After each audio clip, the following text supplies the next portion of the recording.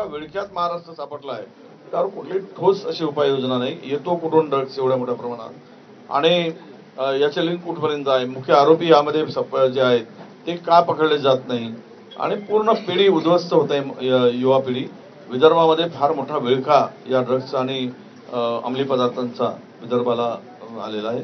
त्यामुळे हे एक अधिवेशन असं होतं की निवडणुकीचा जुमला असं या अधिवेशनाचा आपल्याला नामकरण करता येईल. आणि दुसरं म्हणजे हे अधिवेशन लक्षवेधी अधिवेशन होतं. फक्त लक्षवेधी घ्यायचे आणि त्यातील लक्षवेधी महाराष्ट्रातील विचार करता मुंबईच्या अधिक आणि विदर्भाच्या कमी.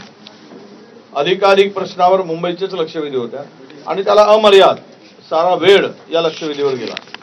धोरणावर चर्चा करण्यासाठी अजिबात नव्हता. कुपोषणाचा प्रचंड मोठा वाढला. 46,000 लहान नवजात बालकांचा मृत्यू झाला, त्यावर काही उपाययोजना नाही. अनेक ठिकाणी गैरप्रकार भ्रष्टाचार मोठ्या प्रमाणात वाढलेला आहे. आम्ही काही उदाहरणं दिलीत कसे कसे भ्रष्टाचार झालेला आहे, त्याच्यावर काही त्याला उत्तर नाही. आणि एकूणच हे अधिवेशन गुंडाळण्यासाठी घाई गडबड केली आणि तातोरमातोर उत्तर देऊन विदर्भीय जनतेच्या तोंडाला पानं पुसण्याचं काम केलं. हेच आता या अधिवेशनाची फलश्रुती आहे असं म्हणावं लागेल. माझ्यानंतर जयंत पाटील साहेब आपल्याशी संवाद साधतील.